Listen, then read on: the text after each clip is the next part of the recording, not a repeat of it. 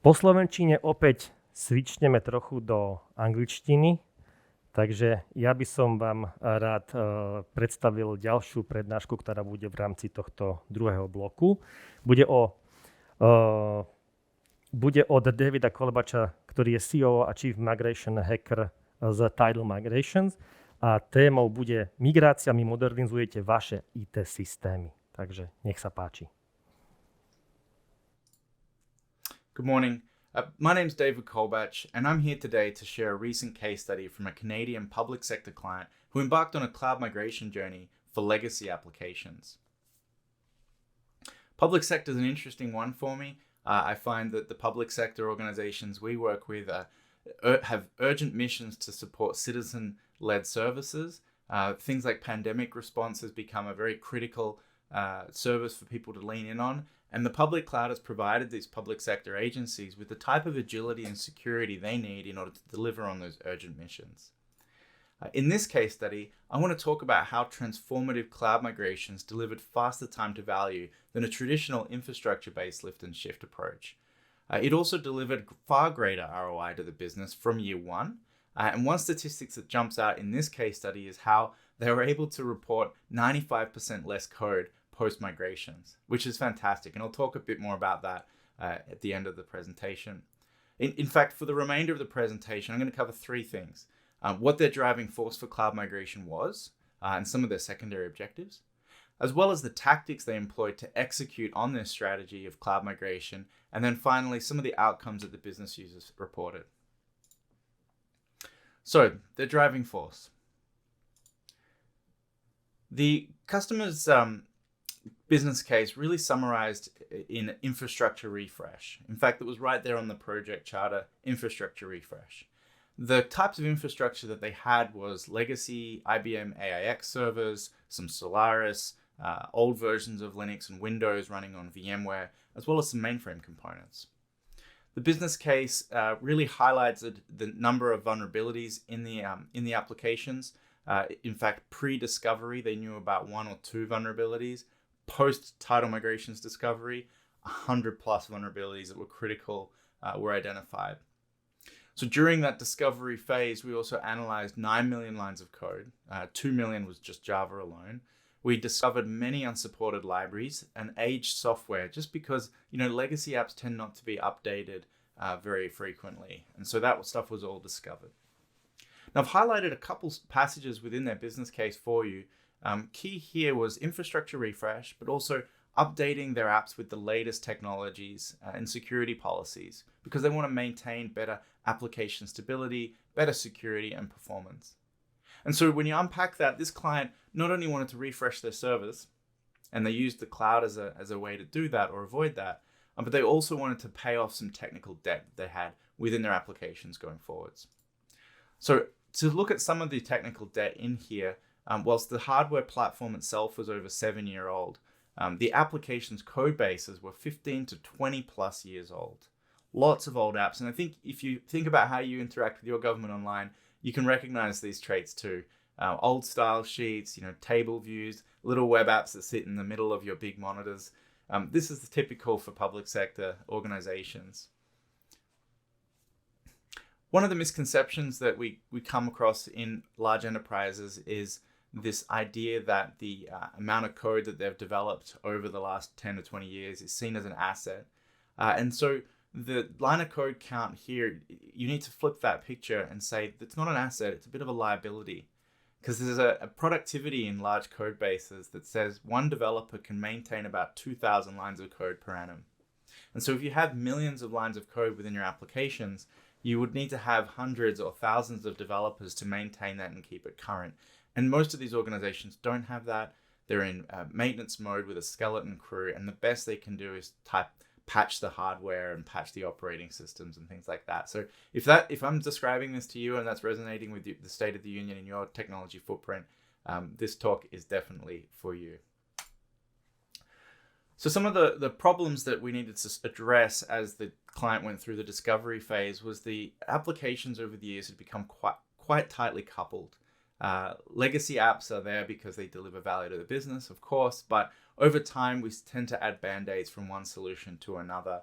And so 15 years of monolithic application architecture, this reached itself that within these 45 applications or so, the applications were tightly coupled and you couldn't just migrate one by themselves. You really had to unpick that spaghetti and refactor and replatform large portions.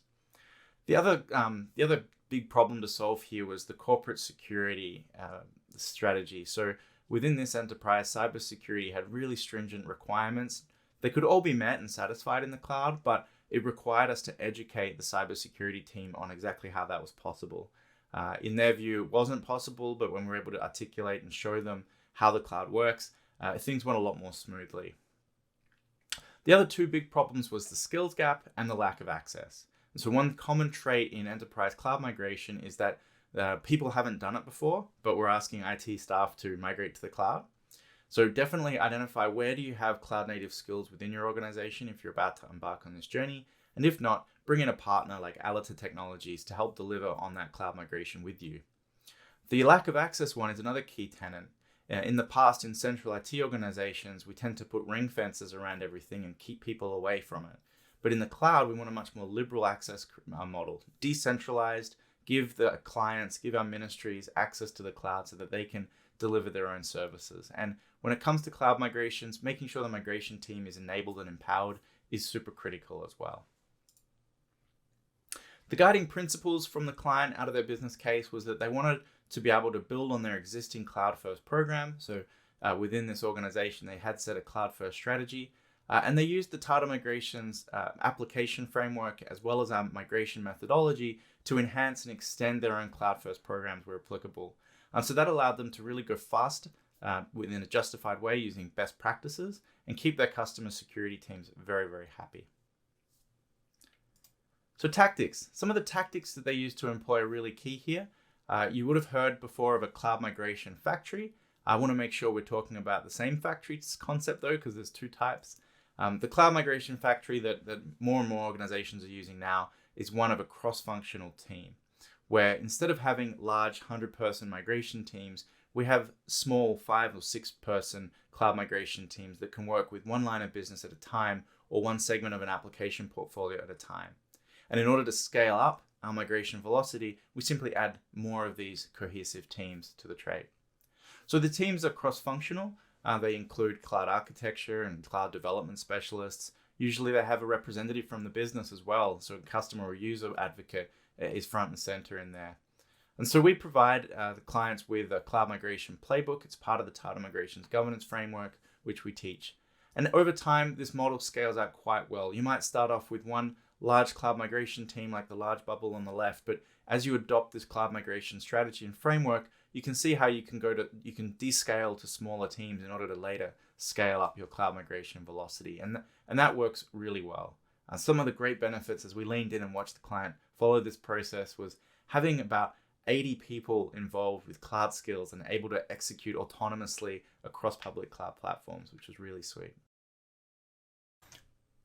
Now, in terms of timelines, you can see it started off with a 6R assessment using the Tata Migrations platform back in 2018. So leveraging Tata Migrations, the users are able to discover and assess their applications very quickly, analyzing both their infrastructure, servers and database storage, as well as their applications, the source code and the database configurations.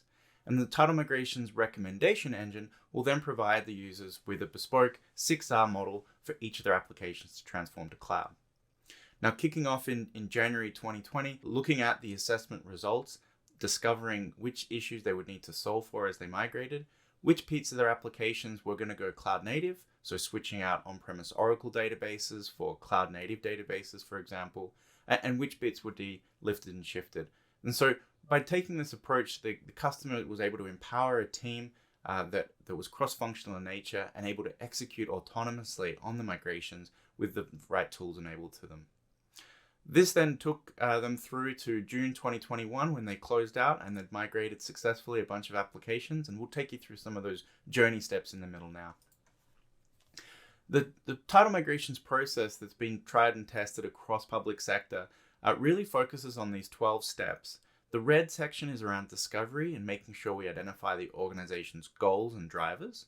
and coming up with an application portfolio that makes sure that the team knows how many applications they're going to migrate.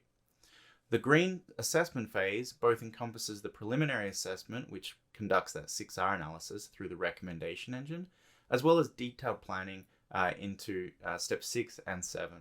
So when you're doing the detailed planning, it's really important that you're separating out what the 12-step process that we highlight across our migration practice involves the 4 discovery phases at the beginning, the green assessment phase, as well as planning and execution.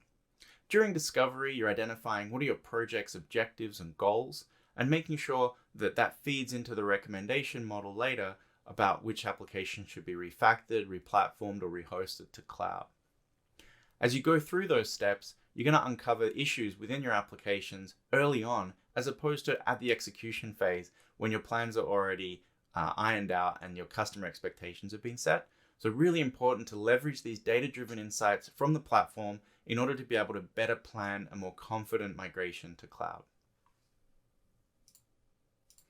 The second thing that's really important in terms of tactics is optimizing for speed, making sure that the teams have fast feedback loops, that they're able to iterate quickly, get feedback from the business unit, and make sure that everyone's on the same page in terms of what success looks like.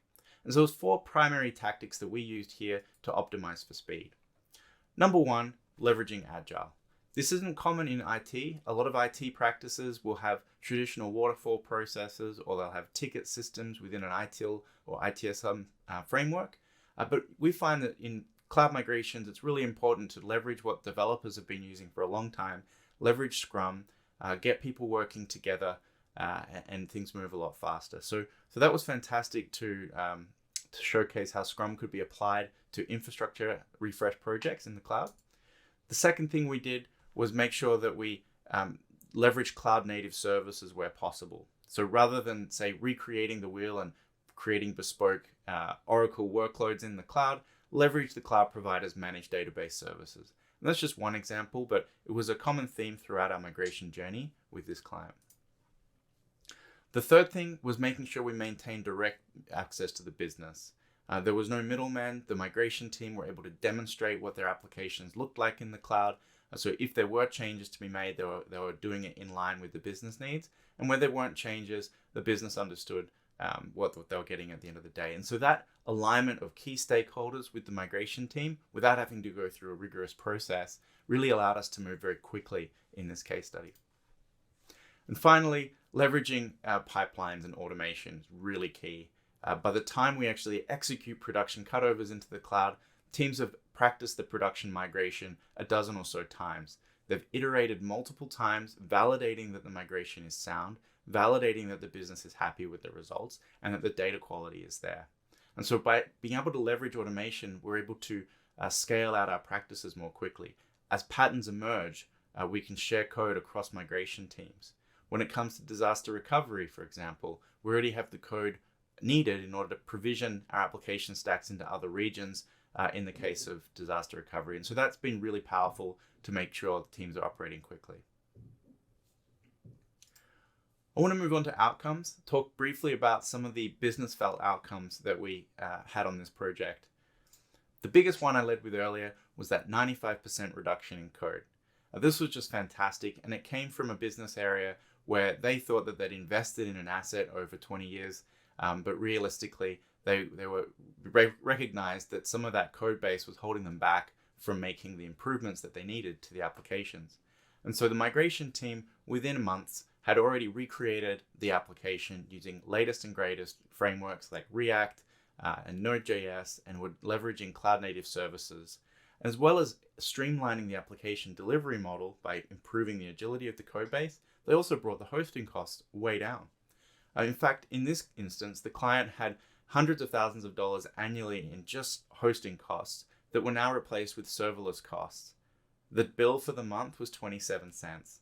And so that kind of efficiency gains was really well felt across the organization. And at this point in the program, people started to lean in more heavily into the cloud migration project and started to say, hey, what about my application? Can we do that next?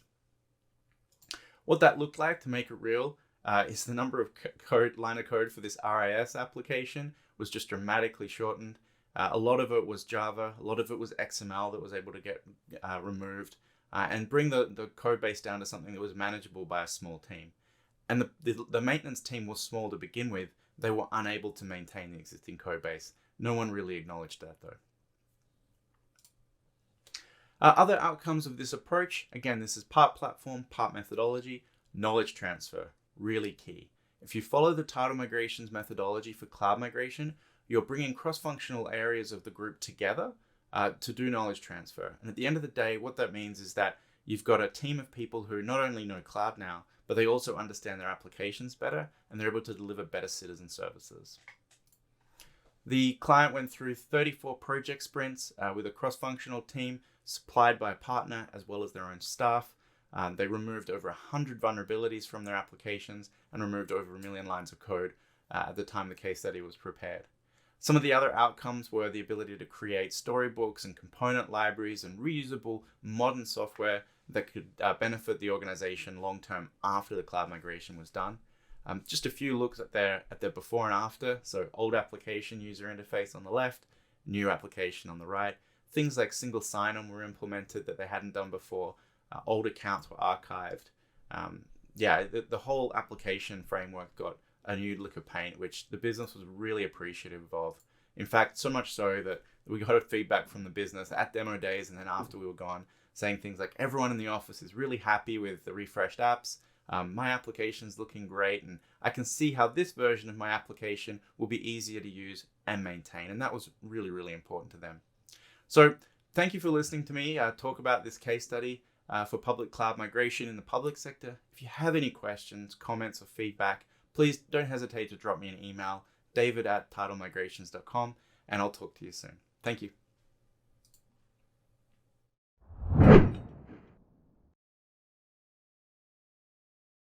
Jason, perfect. Yeah, perfectly. And what about you? Can you hear me? I can hear you fine now. Thank you very much. Perfect. Jason, thank you for joining our conference. I'm just waiting for a question for David's presentation. I have a first one, so I just want to ask, which of your projects made the biggest impact on the customer and why? So, which of your project? Excellent. So what I've seen is this was the third project with that particular company that was outlined here, and with the very first one was more of an inventory. The second project really involved very much a replatforming solution, and that replatforming solution saved an enormous amount of money but didn't drive as many cloud native benefits. Mm-hmm. And so that the agility that the customer received from this project that David outlined was dramatic. Mm-hmm. And the dramatic benefits was really the ability of the developers to be able to provide changes to the software in a very, very short period of time, so that taxpayers and other stakeholders within the organization receive benefits from these changes much, much faster. And so that ability to change and that lower cost and effort to maintain the software was tremendous. Okay, thank you. And I have second question for you. Here in Slovakia, the penetration of cloud services is low comparing to the Canadian market. Why do you think that the customers are afraid to use cloud services globally? Yeah, that's a terrific question. I think a lot of it, you see kind of a knowledge transfer, a share of information that continues on. The first things that we saw several years ago was the fear of security, the data. And when I think about it, the reputations of the major cloud providers, Amazon, Google, and Microsoft, is very, very important to them. And if they have a security breach, then the effect on their companies is enormous globally. So they have thousands of people each working on security. And so I've seen a kind of a gradual understanding and a move away from perimeter-based security that you are used to when you're running a data center to role-based access and identity management, so that you're very comfortable with who has access to what and less worried about the security and the perimeter of the infrastructure when it's in the cloud. So that's kind of the main growth main understanding, or the main objection that was changed. And then after that, the next wave we saw was just a desire for cost saving. And you can achieve cost saving in a couple of different ways when you go to the cloud. One, by kind of moving your VMs there, but the real benefits of paying for exactly what you use, scaling up and scaling down, they're not really achieved very well with this lift and shift methodology. And when you realize that you can get I'll call it a service as a service, a compute as a service, and only pay for exactly the microsecond of that compute time that you've used, and have it auto scale up as demand goes down, you don't have to over provision near as often or as much with when you're using cloud native services. And it's that latest trend to this agility and the flexibility that we've seen. And so it depends on which region throughout the world which has driven the most results. And so it's kind of depending on where you go, and if you get cloud for the first time, there's always that fear, uncertainty, and doubt, then gradual acceptance, and then acceleration. Okay, thank you for your answer. And I have maybe another one question for you. When we go back to IT history, first we had centralized mainframe technologies, then it was decentralized. Now it's back centralized again to the cloud. And where do you see the future of a cloud? And is there any alternative to the cloud? Well, I don't know if it's an alternative. I think every solution will be hybrid, but where I see things going is the only constraint is always bandwidth. A long time ago, I worked in the networking world, and they said you can't fake the speed of light. It is what it is. And so what you see is a continually more and more connected devices, more and more connected world, but being able to move certain technology back to the edge, because if you need to, with your Google Home or your Alexa, you need to be able to do that speech recognition locally, because the latency across the network will always hinder that. So there's going to be certain workloads that will continue to be pushed to the edge in the Internet of Things, whereas as everything becomes more connected, the information that is provided there, the centralization, the ease of management, and not having to worry about infrastructure will continue to drive, I would say, massive acceleration of cloud services and new cloud native services like machine learning, and how that feeds into artificial intelligence will continue to grow pretty dramatically. Okay, thank you. I really appreciated that you joined our conference, because I know that you are in Canada and there is different time zones, so it's really early in the morning for you there, yeah? Not a problem. Okay, so thanks a lot once more, and have you a great day. Good luck with the rest of the conference. Perfect, thank you.